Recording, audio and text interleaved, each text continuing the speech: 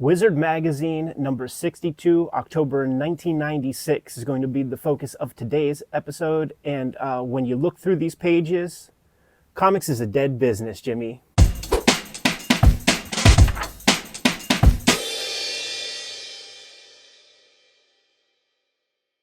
Welcome to your favorite YouTube channel, Cartoonist Kayfabe. My name is Ed Piskor. I'm Jim Rugg. Wizard Magazine 62, October 1996, under the hot lights with this fresh J. Scott Campbell cover. But first, we have to let you know that we are a daily YouTube channel, and on the Cartoonist Kayfabe front page of our YouTube channel, there's more than 1,500 videos there, more than 1,600 videos there.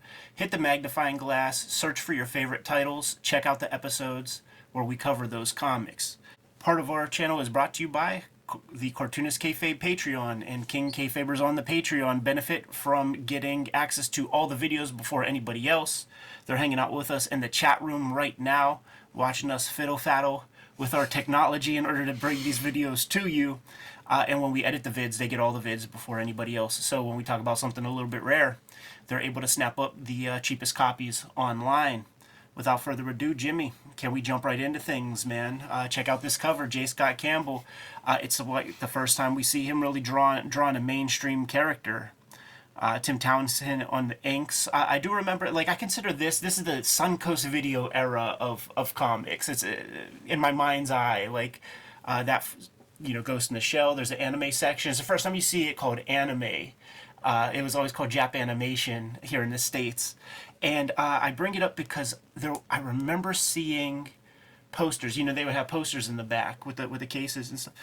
And there was a Mary Jane poster or something that J. Scott Campbell did that was striking. It was like, oh man, the Image dude is like doing work for hire for Marvel. It's kind of an interesting thing. Might have been like a little bit later, but pretty cool seeing him do these characters. And I think when that issue 300 of Spawn came out, I think J. Scott Campbell was commissioned by McFarlane to actually do some comic pages. That was a big get that McFarlane was promoting, that he actually got J. Scott Campbell to do some pages again.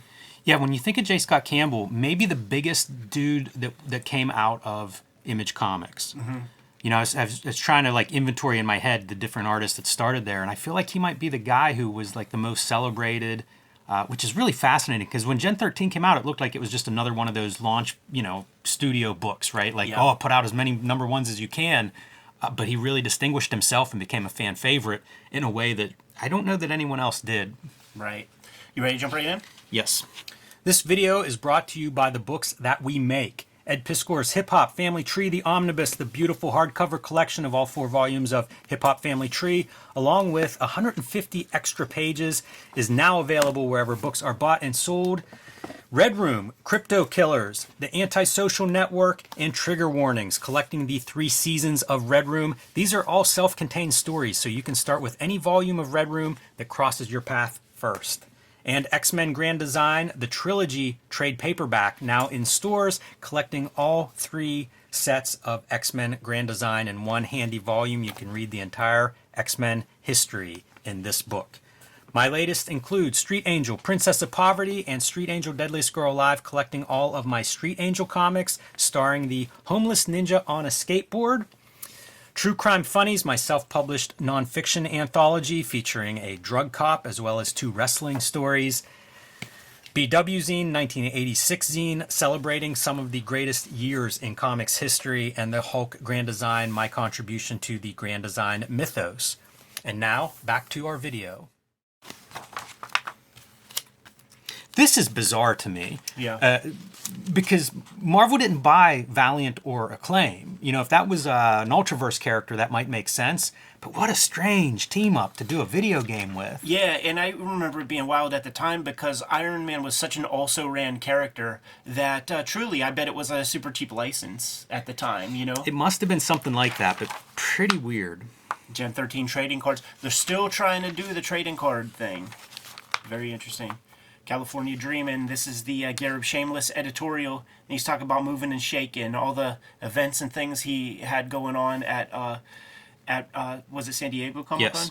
Yes. Including billiards, a little tournament with the Image guys, including Mark Silvestri and Rob Liefeld, who were at Ends. And at odds. And I do think we didn't say it during the body of the conversation with the Silvestri bit from the last episode, the Wizard 61, but Rob Liefeld was trying to poach Michael Turner from Mark Silvestri. If you take a look at the Image Revolution documentary, it's documented rather well, man, and that's where first person Silvestri's on the documentary, pretending to call up Rob Liefeld's studio. Click, click, click. Do you know who this is? Mark motherfucking Silvestri. You get to hear Silvestri say that. Hey, you know what, man? That makes me think Mike Turner would be the other guy that I would have in my battle of, like, who are the big artists Absolutely. that came out. Yeah, he was in my mind when you brought it up, but of course he passed away and didn't have a chance to kind of realize his full potential, unfortunately. But yeah, it was J. Scott Campbell, Mike Turner would be the guys. Everybody else, they would be these young kids who are basically getting their first jobs and getting paid really, really, really well. So when the lean times come for comics, they skedaddle and start doing storyboards and shit. Like, take a look at any of the cartoons coming from Hollywood these days, and you will identify at least one Extreme Studios guy who's working in animation. I didn't see any letters that stood out. No, sir. Used to be you'd get, like, pros and stuff, sometimes sniping at each other in here, but not much here. Crossovers are still the sort of the popular thing at this point in time. It's the hot shot move. And Grifter, the Mask, had no idea that this existed, but the truth is maybe it didn't. That's true. Like, there will be some examples of that as we proceed and look through future stuff. Here's one for you, man. Gen 13 kids set to crash Gotham with a piece of art by J. Scott Campbell with his premier inker. I always think of him as being best inked by Alex Garner. The cover's Tim Townsend, and he picks up, like, these textures with the little marker because you see the dabs of the fine liners and stuff. It doesn't. There's nothing solid about it, but Garner seems to be able to kind of capture that spirit a little bit. As far as I know, this is the only piece of work that exists in this crossover, and after reading this, I went online because I'm like, how is this not? How do I not know about this?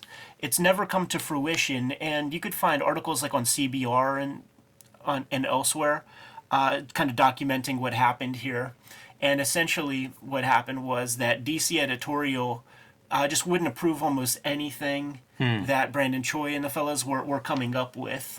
Fairchild in the Batcave was something that J. Scott Campbell was excited to draw. There was going to be grunge and freefall riding shoddy in the Batmobile with Batman.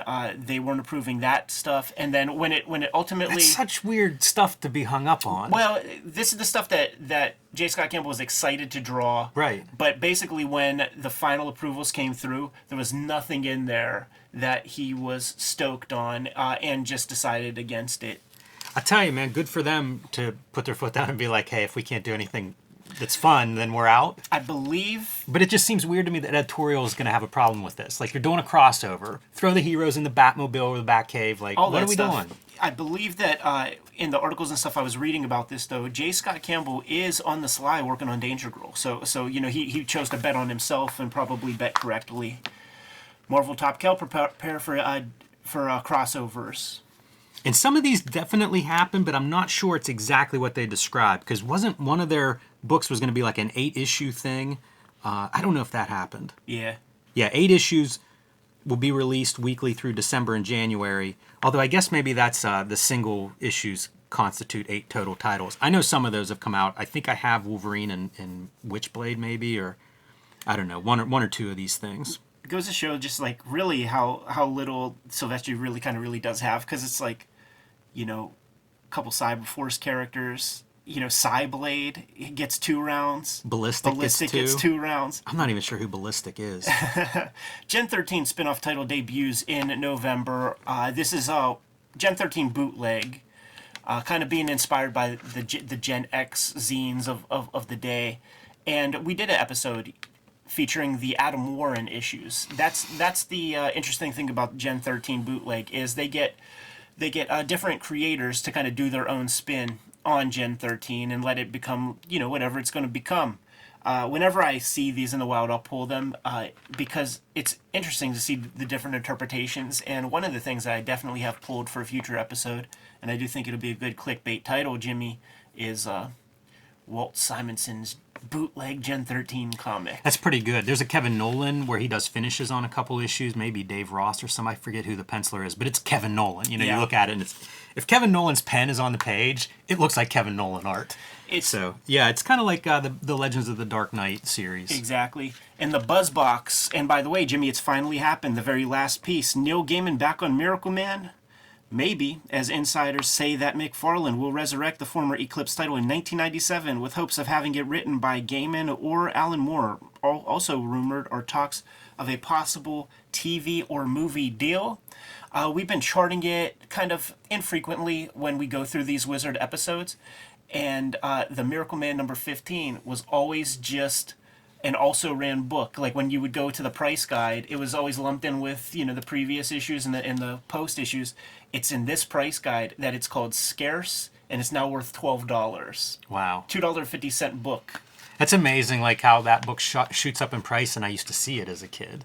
You know, Exactly. you would see it, and it was you could have bought as many of those as you wanted for a while. Yep. And then it's like they're just gone overnight. By the way, my BMG music ad ripped out of my issue, and there's a couple of other pieces missing. I'll try to make notes. Somebody still probably has debt with the clearinghouse, probably. I have one page that's like razor bladed out, and I'm very curious to see what that is when we get to it. We have a little spotlight on Cave Women by Bud Root. This is probably the first time I saw this character. And, you know, cheesecake stuff.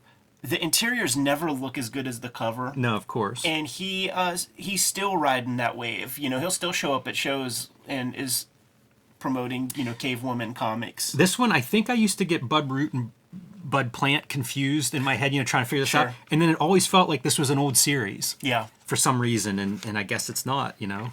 It's relatively new at this point in 96, so in my mind it was almost like Underground or something that had been around forever, but in the not midst, the case. Yeah, in the midst of chaos, where the big two is really having trouble, or probably the big four, Chaos Comics is gearing up for expansion.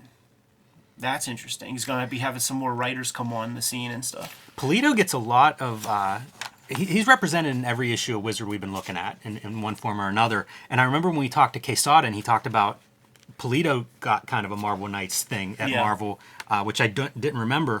But it's interesting to see these indie guys that are like, I don't know, leveraging whatever the PR, you know, whatever the system is at the time. Like a handful of these guys really figured out how to use it. Yeah. And he's one of them. There was a Wizard Fan Award, and maybe you participated in that through the internet, or maybe there was like a little pull out in some of these magazines, but it's about as bottom of the barrel as one would expect a casual to be interested in. Yeah, it's the chalk if you're a Wizard reader. Like this is what you would expect, I think. Yeah. Probably you could figure out like the amount of ink coverage that these winners have received in past Wizards, and that's about how this plays out. Welcome to your favorite YouTube channel. Robinson preps for the Silver Age. I don't know that this one came out. I don't think it did, and I've picked up some of the Golden Age because it was kind of lumped in with that revisionist kind of superheroes like the Watchmen and things. And Paul Smith is your artist, so it sounds like it can't miss. I have yet to make it through an issue of that. Right. And I don't think the Silver Age came out with Howard Chaykin here supposedly supplying the art. I love the graphic design for these Heroes Reborn ads, dude. That's not an easy image to make, where you're making a Xerox of your pencils, and down to the rough stage, and then inks and color. That's a lot of files you got to like lump up and kind of get them mashed up right. Pretty cool. Yes. And you do several rounds of that. Right. You know, where you got the X's on the knees where it's going to be black and stuff. Like, that's pretty fucking cool. Marvel bet big on this Heroes Reborn thing, man. There's a lot of money spent for that. That's for sure. Mike Perobek passes away from diabetes complications. Rest in peace. Only 31. And one of the best Batman artists to exist. The Batman Adventures books are better than the monthly Batman books. They have more grace for the reader as a gestalt, like as the entire package. Fantastic color, beautiful Art Deco lettering with the captions and stuff like that. Just very thoughtful, great one and done comics that are substantial. Every issue. You could pick up issue 7 and read it and feel good. Yeah. Yeah. So rest in peace. He's an artist that is sorely missed, and it was absolutely on the trajectory to become a Hall of Famer for sure. That's so young too. He was actually not quite 31 at the time of his passing. Not the first artist that we've seen listed in Wizard dying from diabetes, some complications from diabetes. Yeah. I remember us talking about that in a previous issue, and it might even be a couple of artists that have succumbed to that in the course of Wizard coverage. Jimmy, you and I, man, we make comics, man, and the flow state is real. And you become meditative, and then a whole day goes by. And if you fucking have to maintain your glucose levels when you're zoning out like that, I could see how that could happen so easy. I think that, knock wood, I don't have such an affliction, but if I did, I think I would be in that camp. I'm being so honest. I do not think I would be responsible enough. Yeah, I've heard people, like fitness people, talk about like sitting as the new cigarettes. And I mean, that's what you're doing as a comic book artist. So if you have other complications that being static is going to be a problem, you're really susceptible. Right. Didn't notice much stuff in the, in the company updates, though it is noteworthy that Hate 25 is on the horizon there. I think it hits 30 issues. So, pretty reliable series in the 90s, and definitely good comics in the midst of the feces that was coming out. I see the big pubs. a Scud video game supposed to hit Sega Saturn for Christmas. I wasn't following. I have no idea if that happened, but if it did, that's a pretty good deal for a creator-owned book. I do think that I'm not sure about that, but I do think that it absolutely hit PC games at a certain point. I remember a big box during like the Half-Life era at Kmart. They mentioned Garth Ennis taking over from Alan Moore on Wildcats, and I mention that because Garth Ennis is like sprinkled throughout this issue. He's their, I think, hottest writer. He's very young. And just doing work all over the place. Right. Watchmen 10 years later. There's nothing that they say here that we haven't said ourselves. I will humbly say that our Watchmen coverage is some of the best coverage on Watchmen that I've ever come across. We have a comprehensive video where we have collected all of our coverage from chapter 1 through 12, including issue 12. We are joined by the great Dave Gibbons for that session. So, there's nothing in here that we haven't said, and I encourage you to check out our videos. One thing that surprised me about this, I don't know when Alan Moore just completely is like, I'm retiring from this, I don't want to hear about it, send the checks to Dave, whatever. He still seems to be like willing to talk about Watchmen in this article. There are quotes from Alan Moore, and it's not just like, leave me alone. Right. So that's kind of interesting, because in my mind, like, he sours very quickly, and he's done with DC, working for DC at this point, but he still seems like he's still positive on Watchmen. Yeah. Which isn't going to last. And until he begins working for DC with ABC. But there is some commentary from Neil Gaiman, Alex Ross, Mark Waid, Kurt Busiek, Chuck Dixon in here. And this was really the Watchmen that I grew up with, because I came to Watchmen as trade paperback probably in like 88, 89 after it had come out. Yeah. And a lot of the coverage on that and Dark Knight was how everybody went, grim and gritty, because of those books. So this was sort of the tone of what I would read about Watchmen in any magazine. Buscema Brothers and Tom Palmer sever exclusive ties with Marvel. John Buscema decides just to retire. Sal Buscema, they say he goes to DC, completed a New God story and a Batman. I don't know that those came out. And I'm not sure what... Tom Palmer's going to be inking Graham Nolan on Detective. I'd like to see what that looks like. Yeah, I like Palmer's inks quite a bit. There's some auction stuff here. Action Comics selling for $61,000, but one that stood out to me, Robert Crumb, Fritz the Cat, I think it's a cover. Original cover art, $56,350. I mention it because we've seen McFarlane's That One Amazing Spider-Man go for big amounts. It's pretty fascinating because a couple of years before this in Wizard, they have all 12 Watchmen covers sell for $12,000 total. So Robert Crumb, man, even a big deal here in 1996. Pretty cool to see that. Yeah, absolutely. And preceding this, his Janis Joplin cover went for about 50 grand at Sotheby's. Diamond Distributors buys Capital City. Dude, it's two big diamond pieces because Steve Geppi outbids people for Action Comics 1, and then he buys Capital City Distribution. Massive story. Surprised that it's here and not in hindsight, should be the page one. It shouldn't be the Batman Gen 13. It should be this story. Right. This ad is triggering to me in a way, man, because it's it's a comic you never heard of, Right. never seen, and it looks nominally good. It looks wonky, whatever, but some little rich kids trying to power level their businessman, and they get a big ad in Wizard magazine rather than focus on making a good comic. It reminds me of like when I was going through art school and stuff. There were definitely dudes that were able to like buy their way into stuff, including one of the students bought the school. Wow. Very recently, man, and I bet you could give yourself an A if you buy the school. Yeah. That hair. I see Jose Munoz in just the hair inking here, which is a bizarre comparison, I think, for a comic in 1996 in Wizard. Jimmy, we're gonna skip the King fanboy Gonna skip this guy? article. We're gonna look at that Darkness ad and say that we should probably do an issue of Darkness. I think so. It got a lot of push at the time. Make sure you check out our video on Captain America #1. Look at this freaking guy. That looks like the thimble in Monopoly. It's pretty bizarre. Turning Japanese, 6 top American creators give Wizard the scoop on the manga and anime imports. And this is, Joe Mad, J. Scott Campbell. We'll see who the guys are. This is Joe Mad's piece in that issue of Akira that we looked at not too long ago. One of the last 2 issues of Akira had some gaijins doing pinups and comics, and this was Joe Mad's contribution. Everybody here, we got Joe Mad, J. Scott Campbell, Billy Tucci, Humberto Ramos, Brian Pulido, and then the swan song is Scott McCloud. Everybody is incredibly superficial, and by the numbers. Ninja Scroll gets mentioned a lot. Yeah. Billy Tucci's the most kind of fake about it because what's your favorite manga series? He says Ninja Scroll. Yeah. It's not a manga series.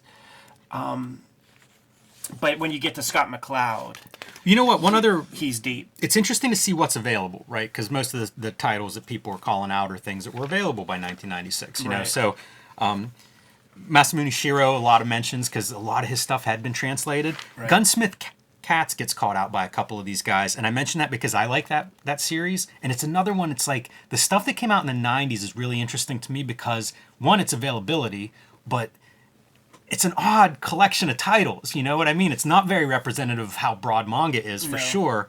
But Gunsmith Cats is one that I feel like it's amazing cars and guns, like the artwork on those objects and in motion. It would blow my mind, like that's what captivated me about that stuff is like, I can't believe you can draw technical shit like this. Totally. And, the guy sorely missing from this, Uncle Jeff Darrow, who's been going to Japan since 1980, 81. Let's get him on the hook Yes. and hear what he has to say. And we've seen his work already, like, at this point. We've seen Hard Boiled and we've seen Big Guy and Rusty the Boy Robot. And there's no mistaking, the Japanese influence and stuff. So it's too bad he's not a part of this thing. Yeah, it's still pretty cool to have an article of that sort, though. It's moving in that Especially direction. in Wizard, because Yeah. I assume a lot of the Wizard readers are probably like, what? Yeah, it's moving in that direction. And to this day, I mean, we get comments on our channel, like, I just don't read manga. And to me, it's like you're cutting your nose off to spite your face. It's just comics. This is shocking. There's so much almost pressure to do the Spider-Man Spawn Todd McFarlane crossover, and it seems like he's open to it. I don't know who says no or why it didn't happen, I guess is my takeaway, because it would have been like, this would have been the #1 book that year. And that's all this is. This is lip service. It's Wizard, trying to call a match. Yeah, it is. It is. But it's Try to still a read little bit this in one go. surprising. Yeah, good luck. All right, man. Let's jump to the Garth Ennis conversation. Kind of made his name in the States, man, working on some Hellblazer. I haven't read his Hellblazer. We did the one-shot that he's working on at this exact moment in time. We did an episode on that, which is cool. Heartland. Heartland. Yes. Yeah. Good comic. I did not realize at the time of reading it that it was connected to Hellblazer, but just like a really good comic on its own. Absolutely. So it stokes me out that there's a 43-issue run of Hellblazer that I haven't read from Garth Ennis, because his DC works where he's like really honing his craft. It's dope stuff, man. I'm a Hitman fan. I got all the trades of that, and the demon issue. I remember what he said about when he started working on Hellblazer. I forget where I would see this. It was definitely a video, but he was basically talking shit on Warren Ellis's approach, who might have been the guy before him, because like Warren Ellis is doing all this research on Crowley and magic and all this kind of bullshit, and Garth Ennis is like, well, I don't believe in that stuff. It's all bollocks. I'm just going to make it up. Bollocks. He was young, I think, when he started that. I think he might have been like 20 or something. Yeah, he got in the game at age 19. So that, that was across the pond. I have Ennis and Dillon Judge Dredd collections. They did Progs together. Yeah, very prolific for such a young guy. Where did the inspiration come from for Preacher? Just ideas he had rattling around at the time, and was excited to basically get paid to make a comic and not have it bogged down by the continuity of the DC universe. Unmistakable John McCrea artwork. You know what's impressive? When you look at his career highlights at this point, and dude's super young at this point. I think he's like 26, right? Born in 70 is 1996. Co-creator Preacher, co-creator Hitman, and doing Darkness with Mark Silvestri, which, maybe not co-creator technically, but in there from the get-go, certainly shaping that character. It's a guy who is doing some new shit, is what I'm saying there, and a lesson that everybody that comes through, a mainstream Marvel DC world, that creating new stuff, not everybody does it, and why not? Right. It makes comics better. Those are some big books. In his Hellblazer comic, there was a character that is the result of the birth of the sort of union of an angel and a demon, and then of course in Preacher, there's the character of Genesis that it kind of invades Jesse Custer, and it's the product of a demon and an angel, and it makes me think about like Gaiman has a version of that because Garth Ennis is making it a point to say that it's unrelated, it's two separate things, and you could imagine he's going on the record so that DC doesn't get some extra rights or whatever, nah, my idea is completely mine. But Neil Gaiman has some of that too, in some of his outside works and, his novels, the Grim Reaper's in there, death is in there and stuff, but it's not the same death. It's it's interesting how that works. Demon looks super cool. Yeah. Really like that drawing. Here's some of the stuff that he has on the horizon, going to be taking over Wildcats. The Unknown Soldier, with Killian Plunkett, not to be confused with Sandy Plunkett. I bought those back in the day. Great looking stuff. Tim Bradstreet covers. Yeah, right. Enemy Ace, Pride and Joy, Bloody Mary. It's interesting to see stuff like Enemy Ace because we know he has this affinity for war comics. Yeah. And he's, as soon as the opportunity presents himself, he's getting in there. The Bloody Mary is something I want to try because it's 4 issues. We've seen advertising art, and I think the art that I've seen in here looks good. It's Carlos Esquerza. So that dude's pedigree is dope as fuck. It sounds like that could be a good series. I never read one panel of that, so I'm curious about it. Yeah, I think is that Helix? Yeah. Okay, because there's I think that Wizard gets into publishing, or so there's Black Bull, something like that. And we'll get there in our Wizard coverage at a certain point. Preacher, the story of You-Know-Who is the Arseface one-shot. We have a video on that thing. But in regards to the Unknown Soldier and Enemy Ace, he mentions in either that top part or in the interview somewhere that he wants to get the Unknown Soldier, if he can make that a hit, he wants to do a Sergeant Rock. Yes. And I don't know that he did, but he definitely got to build his own wing of U.S. military-based comics. And I think that part of that has created the sort of confusing union between Uncle Warren Bernard and Garth Ennis, yes. which doesn't feel so close. Warren Bernard comes through here often, and he is a big historian on comics in relation to World War II and things like that. So when Garth Ennis comes to town, when Garth Ennis goes to Baltimore Comic-Con, sometimes he'll stay with Uncle Warren and just kind of go through the collection. So it's not a passing fancy that he has. He mentions talking to people at Wildstorm about a Wetworks Predator crossover. Imagine some badass artist getting hold of that, because it would just be an arsenal versus an arsenal Right. of mayhem. Right. Those two properties against each other. Jimmy, man, we just took a trip to New York to Big Apple Con, and we had a big ride back, man. And you mentioned something like, "Hey, do you remember when Kayfabe Nicieze was editor-in-chief of Valiant Comics?" And I said no. And then we come back and we got to do our homework for Kayfabe, and then this article comes up. Yeah, wild, wild timing. The whole reason I asked that is because there's a Galassi crime comic that Acclaim publishes, and I was looking at it recently, and it's Kayfabian as your editor-in-chief, and it was like, what? I don't remember this at all. Bizarre. And man, this article, it illustrates so much of why I was like, I'm done with this superhero comics. I'm out. Like, this stuff is so uninteresting to me. They talk about things like, should we do religion in these comics? How should we handle time? It's planning And by it's just committee. awful. It's the worst content for an article. It reminds me of whenever we covered, like, there was a Marvel meeting of this sort for Avengers, and the same deal where it's like we're covering a pool party with a bunch of like 45-year-old men. This is a very similar thing. Like, there's nothing interesting in here about any comics at all. And I'm not just slamming Valiant. It's a bunch of dudes in a boardroom. That's what this article is. Exactly, creating comics by committee. What I thought you were about to say, man, was the very first real Marvel coverage in Wizard magazine was some sort of luncheon, That's right. and Kayfabian was part of that too. And it was all about nothing. They're bad articles. I'm surprised by these, and I wonder if people would write in afterwards being like, you got, that's terrible. You know, these guys are out of touch. I mean, you look at them. They're boomers, right? Like they're old heads, and it's the boomers versus Gen X, like quite literally. You know, not just that blanket like you don't agree with me, you're a boomer type shit.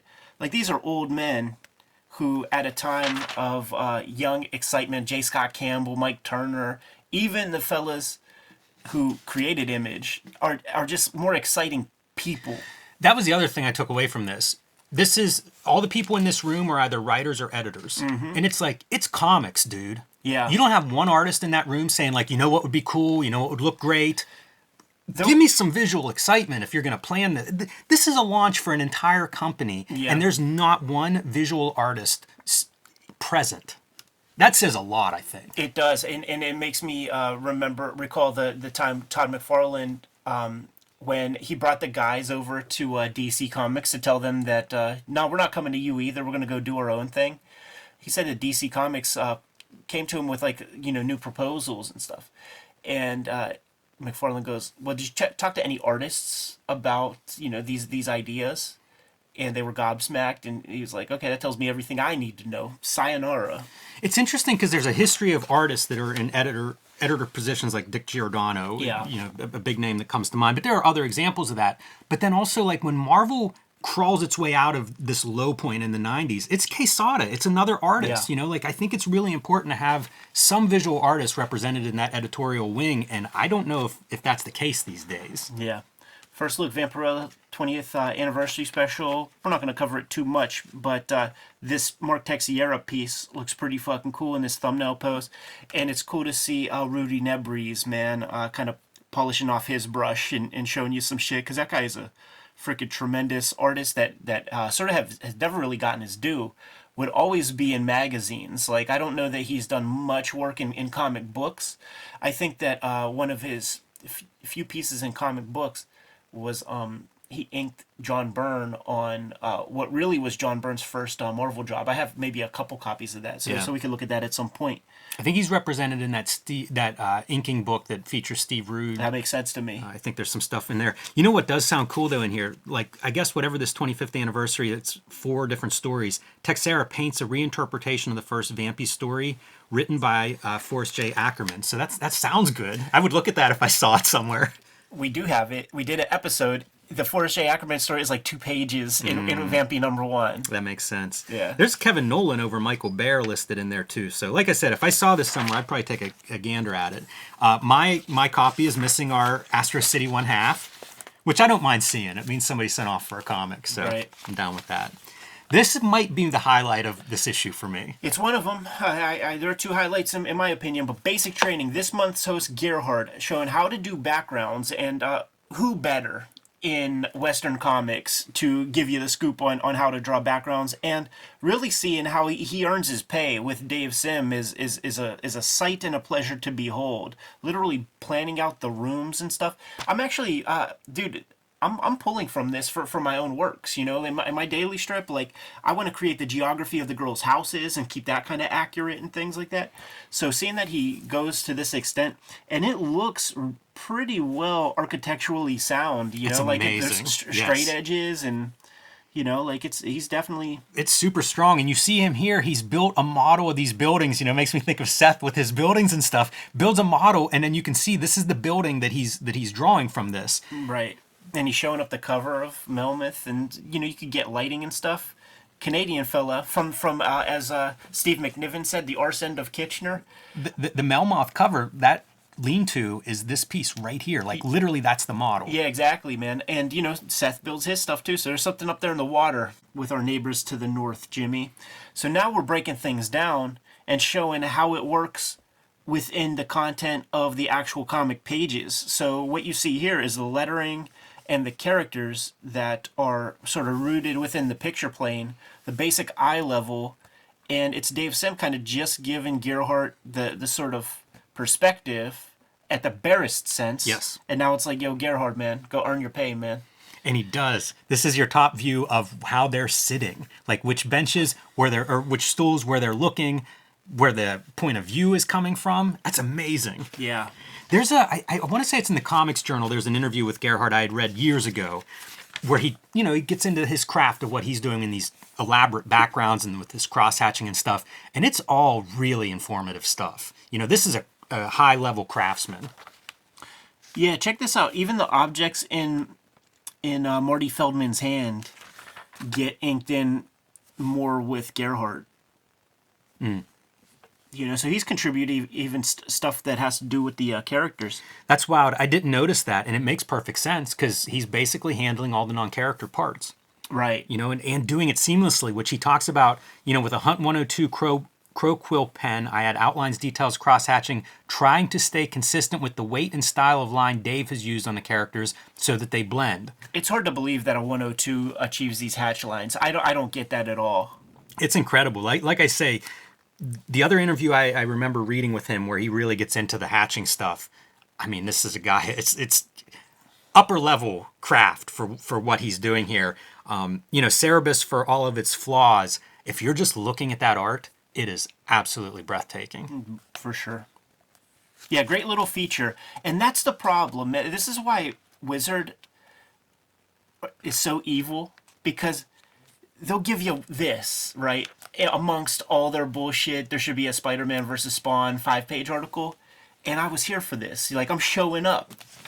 Yeah, I was surprised to see this. I had no idea this was in here, the Gerhardt article. And it made me think, man, if you clipped all of their how-to articles out, it might be everything you need to make a decent comic. Right. You know, like, it's pretty thorough. The guide to self-publishing, the Dave Sim guide to self-publishing is a sacred tablet.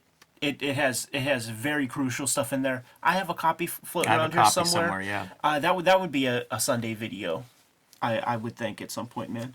The Mask was that was like the coup de grace of Saturday morning cartoons for me. I'm starting to get too old, and I don't know that Saturday morning cartoons really existed much after that.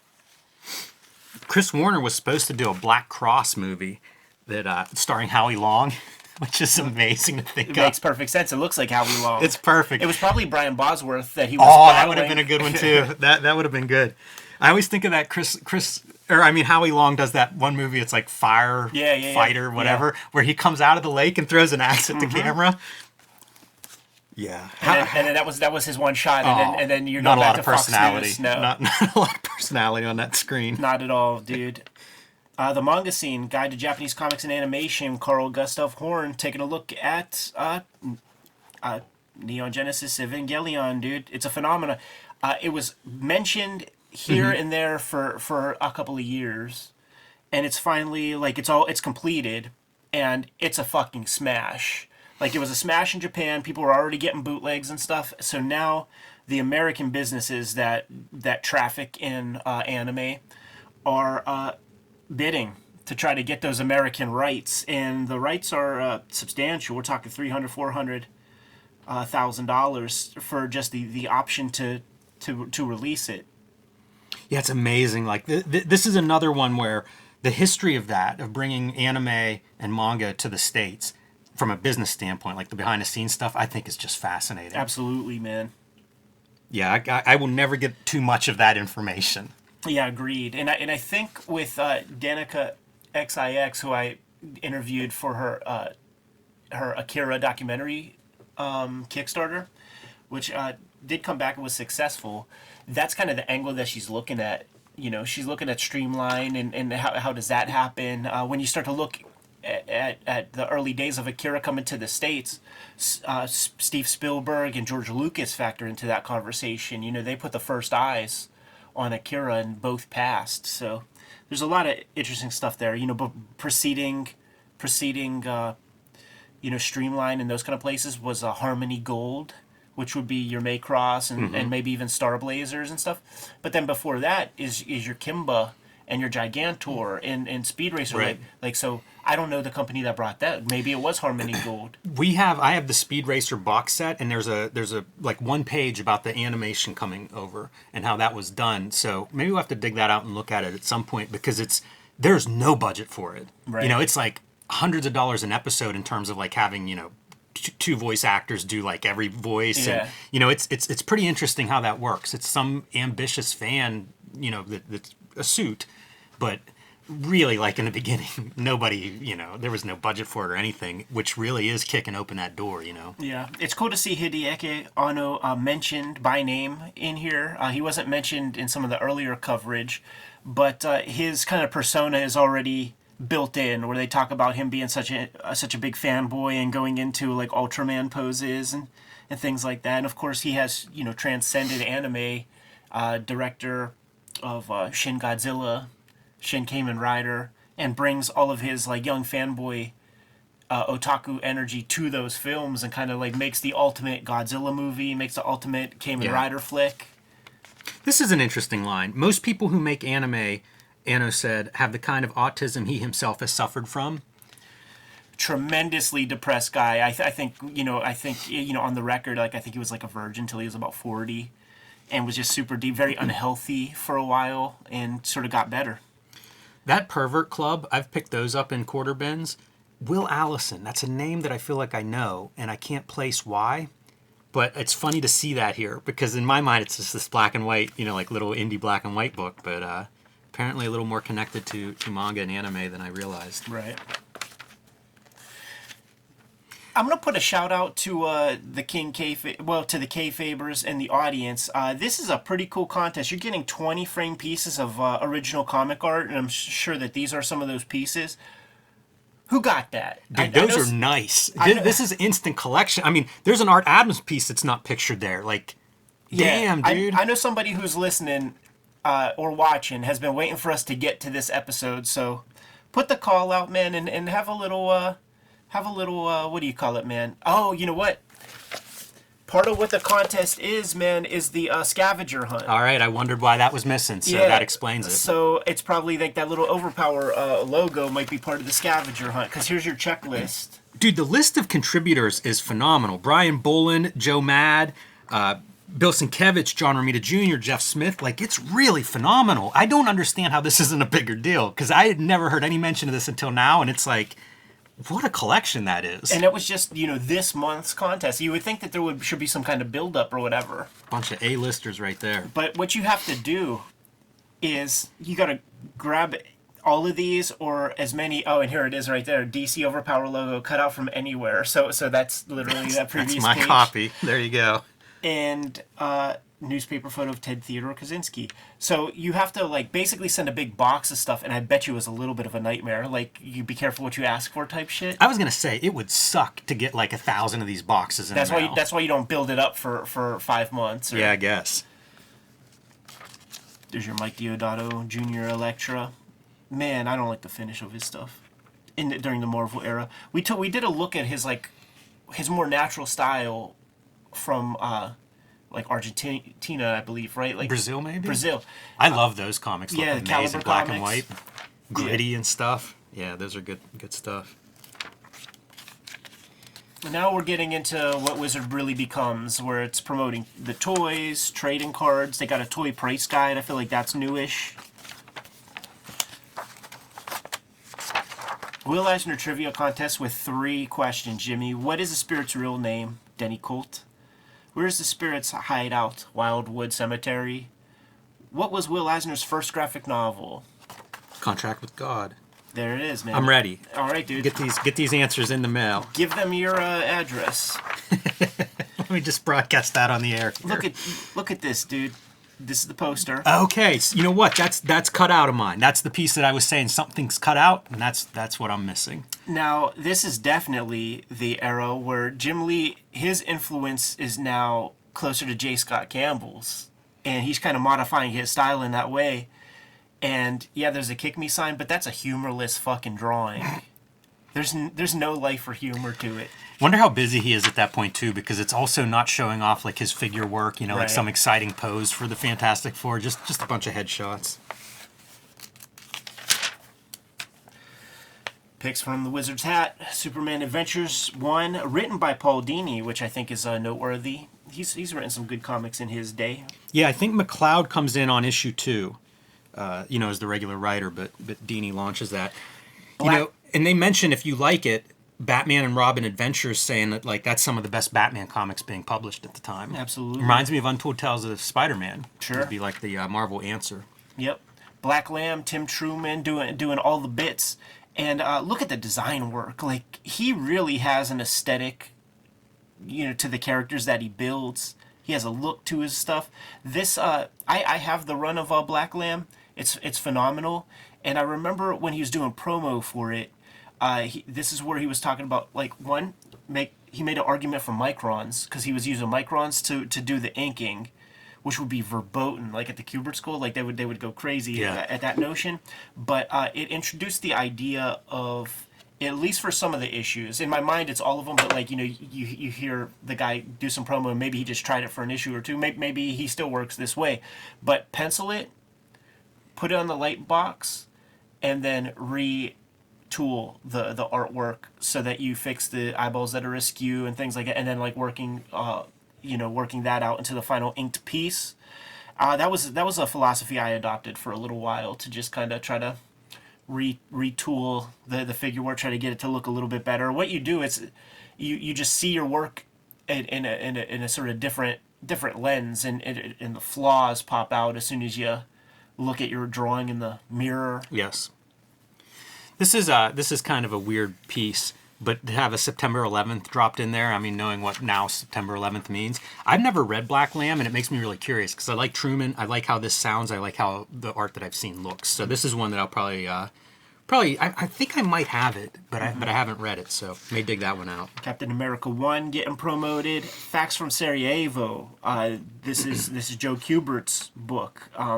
$25 price tag. I remember this was a sell that I was able to make to like my mom.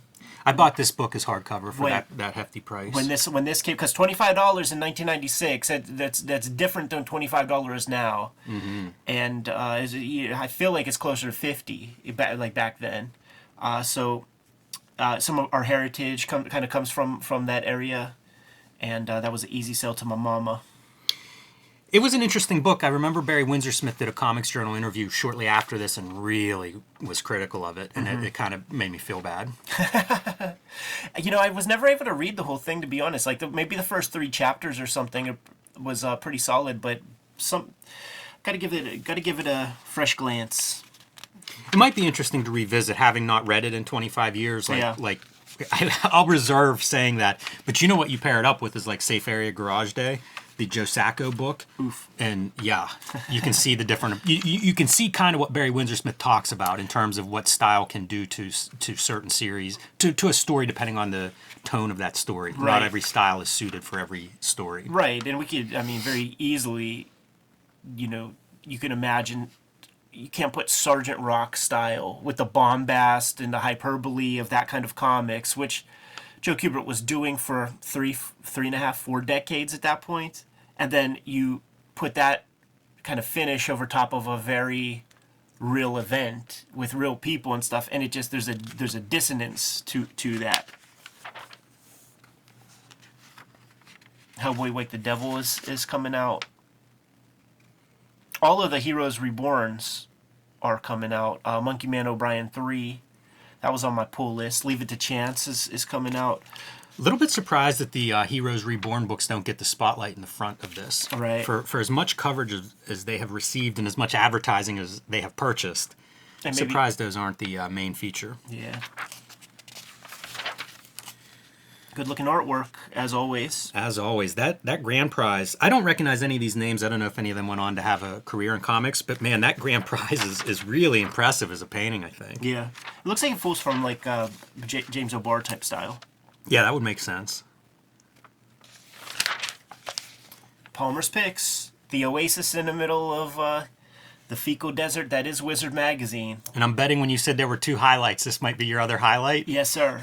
I mean, just imagine that, dude. And what a period of time for Seth. Because on the Anti-Gravity Room, they visited Seth and did a Palookaville segment at a time when we had 30 channels to choose from, and one of those channels on Saturday morning could be Sci-Fi Channel, and you get to see Seth, you know, on the TV. I'm sure millions of people were introduced to Palookaville at that moment. It is fascinating to think of all the stuff that Palmer covers throughout these Palmer's Picks and where those guys have gone over the next 20, 30 years. You know, in the case of Seth, like, highest recommendation to everybody watching this if you have not seen our Seth interview. One of my favorite interviews, period, whether we did it or other people did it, just love it. Yeah. But you know, like, he's still very young here. Yeah. He had just finished It's a Good Life If You Don't Weaken, which was my introduction to his work. You know, that was a well-regarded graphic novel or collection of comics in the late 90s, and that's where I started with him. But what he has done since then, like, he's starting talking about Seth fans in this column. Right. You know, it's an amazing career, and it's almost like from this point forward what he's done is the remarkable career. But even at this point, it's like lots of promise, lots of cool stuff already. But I mean, like, many people that come through this column, that's it. You never hear from them again. Yeah. Seth has carved out this amazing career over time. So I love seeing the call out here and getting some background on where he's coming from, what he's doing. Very original at the time. Yeah, and even at this moment, he's identifying that like next era of indie cartoonists and how he's basically pointing out the Navel Gaze, Yes. Autobio comics. Yep. And it's talking about how these cartoonists are coming out, they're relegating it to just like genre pap, you know. And I mean, he's friends with Chester Brown. Like, this dude made some of the best autobiographical comics that have ever hit the sort of the medium. So he's seeing these kids with very uninteresting lives, like really not adding anything to the spirit of comics, to the medium of comics, and really dismisses it. He does say that, like, you know, they're turning autobio into a genre, and says that that's not true in proper books, but I disagree with that part of what he's saying. Like, when you read an autobiography, you have certain expectations, and I think expectations is synonymous with genre. Like, you know, if you're reading something of a genre, there are certain things that you just have to hit. And It was interesting when we talked to him, and he made a I mentioned autobio, and he made a distinction between that and memoirs. yeah, So, you know, definitely he has ideas about that. I like this whole group of cartoonists, and I like just seeing somebody come in and really have an original point of view, you know, because a lot of the stuff that went wrong with the autobio comics, because I was reading those, I went through that phase of reading that stuff. It's like, it's people that aren't great cartoonists because they're brand new. They haven't developed those skills. And their life, they're 22, living in their mom's basement or something, you know, struggling to get a girlfriend. There just wasn't much there. You know, they were such the same. You'd read one and you read them all. And I don't mean Chester Brown's, you know, like, there are people that did extraordinary work in that genre, but I think it was so inviting that a lot of people then tried to copy and didn't have much to say. right. That's the truth. You know what we were saying on the ride? We just got back from Big Apple Con, so we did some cartoonist kayfabe for ourselves in the car ride, and we were talking about you'll get these comics and it's like the person brings something new to it. Right. And this is true, can be true of anything. It can be true of superhero comics, horror comics, autobio. That's what I want. You know, like, Yeah. I want a thing where, like, this person really has something to say or some way to say it that I haven't seen before. And a lot of the Palmer's picks, that's what he's highlighting. You know, Seth original on top of original, and still to this day, I don't know that anybody's copying what Seth does. But a lot of those auto-bio comics that he's critical of and that a lot of us are critical of, they just weren't bringing anything new. Right. The crazy part, though, is that those comics persisted for about 20 years. You know, there's... They're inviting. You know, the first time I read Chester Brown, I wanted to make auto-bio comics, and believe me, I had nothing going on. Check this, man. This is your opportunity in this video to say how time has passed and nothing has changed. Plugging Joe Sacco's Palestine comic. Yeah, I've seen a lot of circulation of that. Obviously, Sacco, the first time I ever saw Cartoonist speak, it was Joe Sacco, and it was about Palestine. I think the collection had just come out. Would have been late 90s or early 2000s, and it was at Cathedral of Learning here at University of Pittsburgh. Right. Yeah, and I believe there was some radical dudes came and showed up, had to get taken out. That was in the local news. Dan Clow's 8 Ball, Chris Ware's Acme Novelty, Chester Brown's Underwater, Adrian Tomina's Optic Nerve, Joe Matt's Peeps Show, Rest in Peace, Gilbert Hernandez's New Love, also enjoying From Hell by Alan Moore and Eddie Campbell, Adolf by Tezuka. That's a good pedigree, man. It's amazing. There's no loser in that list. And check this out. Right now I'm reading Kooky, Dunk, Lou, and 13 going on 18. These are teenage comics from the 60s by John Stanley. Not high art, but they're fun and well-crafted. Yeah, I love those comics too. 13 going on 18, D&Q put out a nice big collection of those so that at least at the time was easy to get hold of. Right. Very fun to read. But I remember Tom... who's the DeHaven, the publicist of D&Q now? Yeah. Shit. High Water Books publisher. Right. Man, I'm embarrassed by this. Devlin.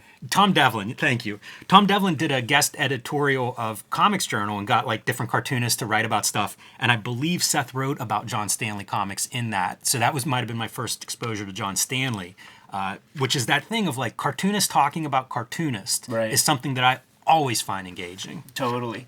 Now, what Tom Palmer is recommending, Brat Pack Maxim Wordle Super Special. I think this is such a funny image juxtaposed with all the Seth. Yeah. And I love Rick Veitch, man. I'm on the record deeply. I think they talk about there might be several issues or something, but like I think only one came out, right? Like the Super Special. I think there might be 2 specials, but I don't know that they're a series. I think, Right. you know, like they're, I see. I don't know, bookends or in between books or something. Then he mentions a comic called Tongue Lash that I don't know. I don't know that one either. But Jean-Marc Lafayette, however you say that, like he got in touch with us, man. He was a part of Humanoids or Mobius in some way. And he hit us up about maybe interviewing him. I just saw a collection of Mobius interviews has been released, like a big book covering, you know, interviews throughout his career. Right. And I think it just came out like last week. You know, it's like a new collection. Top 10 comics, same old, same old.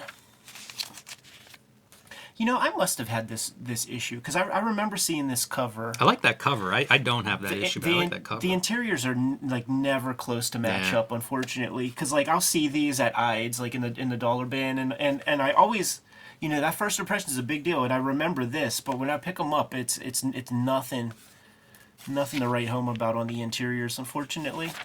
The top 100 comics, I think it's noteworthy that it's Spawn, and then Gen 13 is number 12, you know, representing the Image books that are most successful at this time. Sure.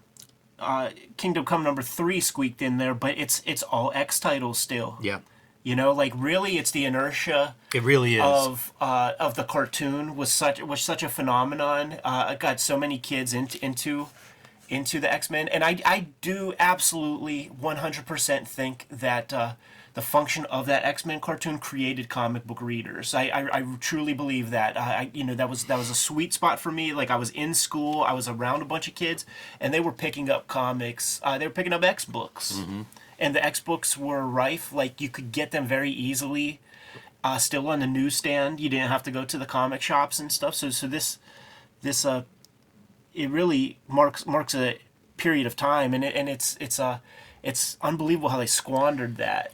It's incredible. The top 13 books, 2 are Image, 1 is Kingdom Come, and all the rest are X books. So that makes Bob Harris like kind of like an untouchable cat. Like he probably could write his ticket in the medium of mainstream comics, and I think he has done so. I think he's reconnected with Jim Lee a bunch of times. Went over to DC and things like this.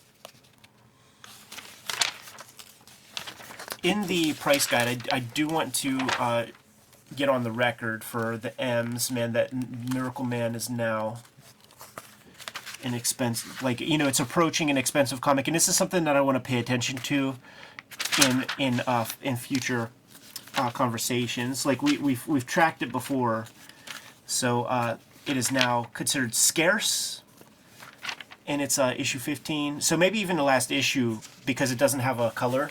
Yeah. It's $12.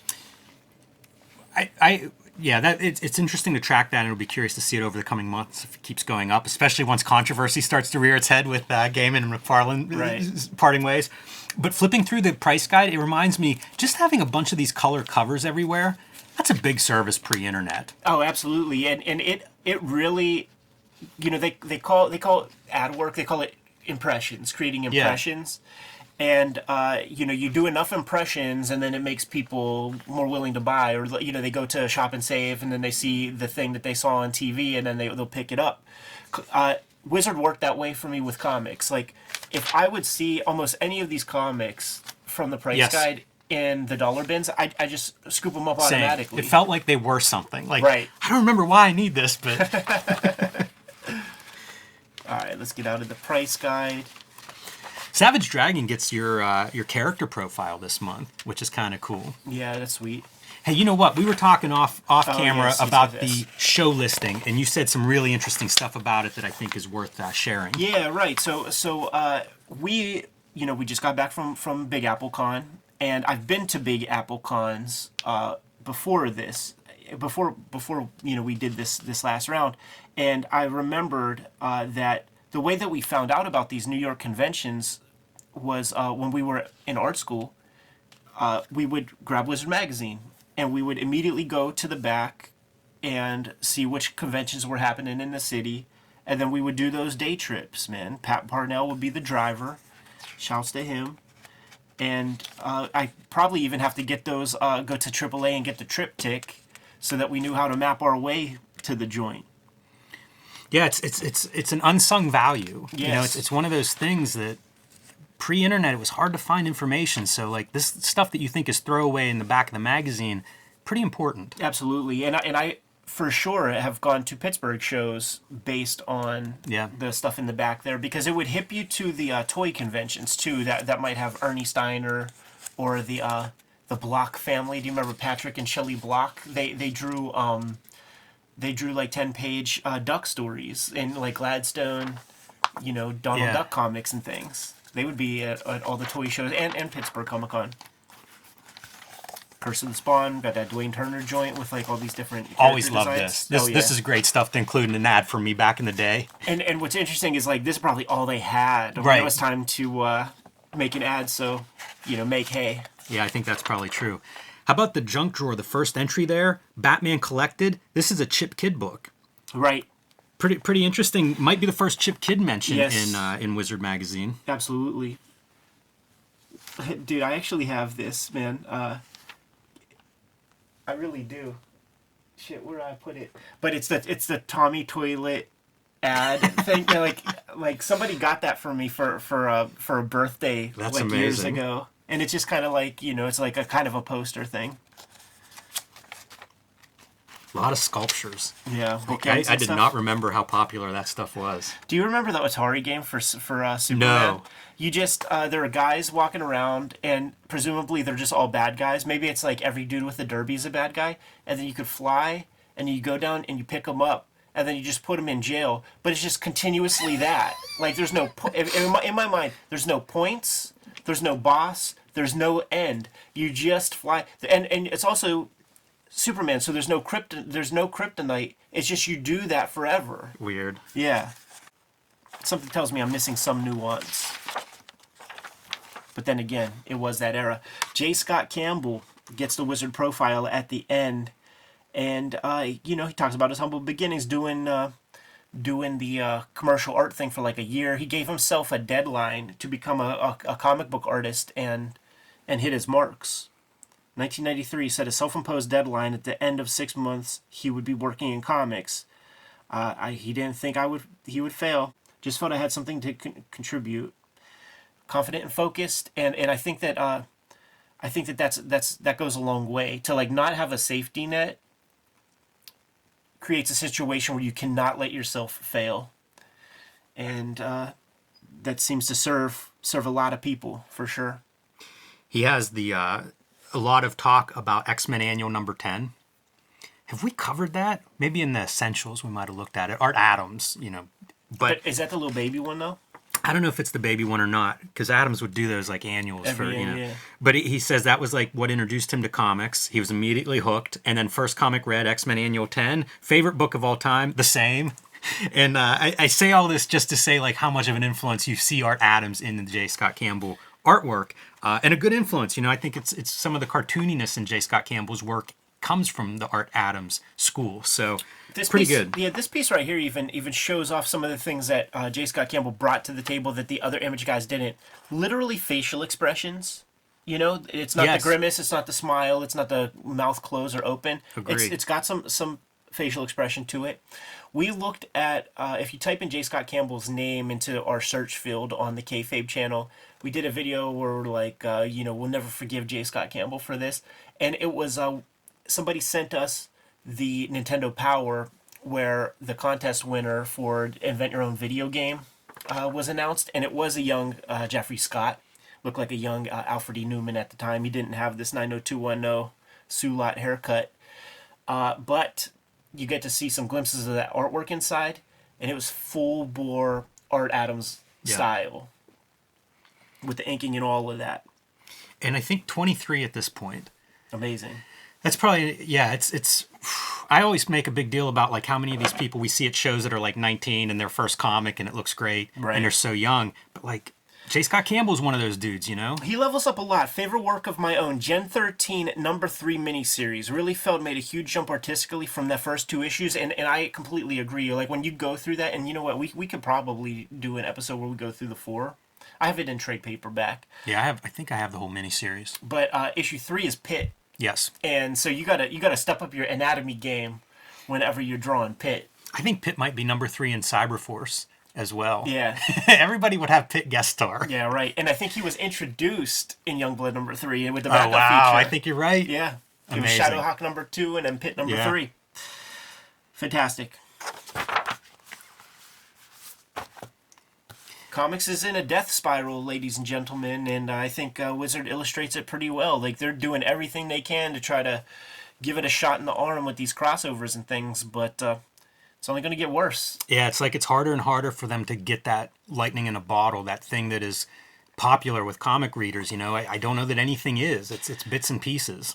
We, up to this point, all of the 90s, so for 6 years, we've been sold a bill of goods, and we've been burnt often. At this point, no longer am I fucking with any of those Image books. So like when The Darkness comes out and it has some heat, I'm not touching it. Like, I thought it was pretty special that Garth Ennis was messing with it, and the fact that Alan Moore was working for those, but I never picked any of those up because I wasted my money, and I identified at that point that I'm like, I wasted a lot of money.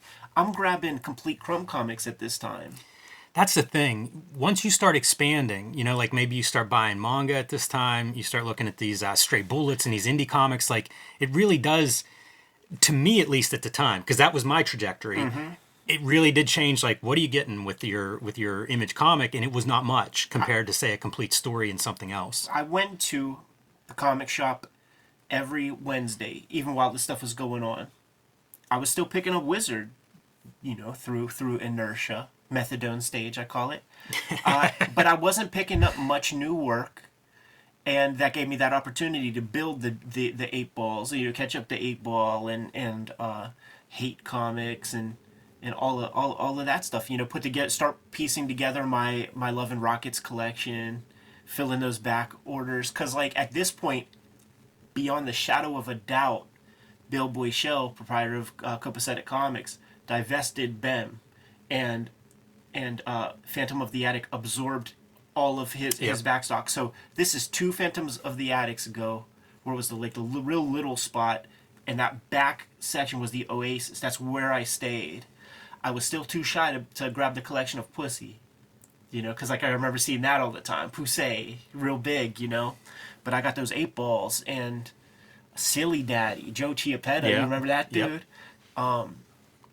I started to grab, man, pretty soon it will be Russ Cochran gets the rights to release EC comics. And the way he did it was there was every month there was a fresh EC comic. Like I think they would be bi-monthly. But if you get all the titles, like you're able to get at least 1 or 2 comics a month from EC. So I got all of those. I was done with Marvel, DC. You know, all the Legend stuff I got on my pull list for sure. Madman. Never really messed with Usagi. The when Phantom was at that location, like 3 locations ago, The Brown store. I think I only made it there once, but I remember buying the hardcover of Stray Bullets. It might have been when they were getting ready to remember when move it's and there. had stuff on discount or something, because that was a big purchase for me at Yeah, that it's a time. $50 book. But that's how I got my first, like, the collection of those first issues, because I was missing a few of those, Yeah. and that's big oversized. We looked at it on a previous video, but that's one that I remember from Phantom from 30 years ago. That's it. That was on my pull list. It's crazy. Crazy times, man. And going through these Wizard magazines, it is funny to, like, sort of revisit because I didn't go to the comic shop, but I was Yeah. not buying the, picks from the Wizard's hat. It is interesting, this era of Wizard, because a lot of this stuff is like, maybe I'm aware of it, but probably don't remember it. Certainly not on a month by month as it's unfolding. Good to go? Yes. Kayfabers, like, follow, subscribe to the YouTube channel, hit the bell so that we can notify you when new videos are available. We are a daily YouTube channel with more than 1,600 videos in our filmography as we speak. Might have talked about your favorite comics. Hit the front page of the Cartoonist Kayfabe YouTube channel. Hit the magnifying glass. Type in your favorite titles. Check out those videos. But if we did not talk about your favorite comics, if you can't find those videos in our videography, you got to let us know in the comments what those comics are so that we can push those a little bit higher on our to-read pile.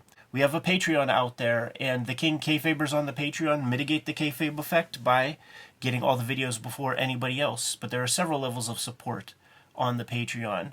Ultimately, the videos are brought to you by the books that we make. Before you is a healthy sample of what those books are. But let's bring some illumination into matters. Jimmy, what do you have?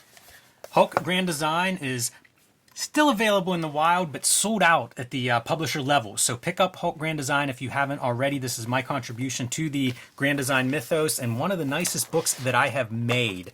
I do the design behind this book, and as you can see from this fluorescent green cover, if your store has it, you can probably see it from outside in the parking lot. I've also been self-publishing. My latest zines, 1986 zine, BW zine, and True Crime Funnies, my nonfiction anthology comic book, are all available on patreon.com/JimRugg or at jimrugg.com. And my latest books, Street Angel, Princess of Poverty, and Deadliest Girl Alive from Image Comics. Collect all of my Street Angel comics that I have made so far. These are about a homeless ninja on a skateboard battling all the things you would expect a superhero to battle. X-Men Grand Design Trilogy is coming to you. It actually came out in November, so you can get your hands on that. It's all of my X-Men Grand Design works in one handy-dandy trade paperback collection. Red Room has been the focus for some time. There are 3 trade paperbacks that are going to be out there, man. 2 right now. Antisocial Network and Trigger Warnings are available in stores, but this third one, Crypto Killers, is the one that will be coming out in January. So get that put on your pull list, scoop it up when it comes out. Murder on the Dark Web for Fun and Profit. You can start there because each of these books is completely self-contained with 4 complete stories. So pick your poison, you dig it, grab another one. Ultimately, the best book I've made to date is the Hip Hop Family Tree Omnibus, collecting all of my Hip Hop Family Tree comics from Fantagraphics. Plus, I have 150 pages of additional content and material in there. It's the best book I made. It's the most comprehensive. I worked really, really hard on it. Thank you guys who were supporting it to the level that you did. But we do still have some of those available. So scoop that up, check it out as soon as possible. There are some other ways to support the Cartoonist Kayfabe channel directly, however. Jimmy, let the people know. Subscribe to the Cartoonist Kayfabe e-newsletter at the links below this video. You can also find Cartoonist Kayfabe t-shirts, merchandise, hats, mugs, stickers, and more at our spread shop. That link is also under this video. There you have it, the many ways to support the Cartoonist Kayfabe channel. Give them those marching orders, Jimmy, and we'll be on our way. Read more comics.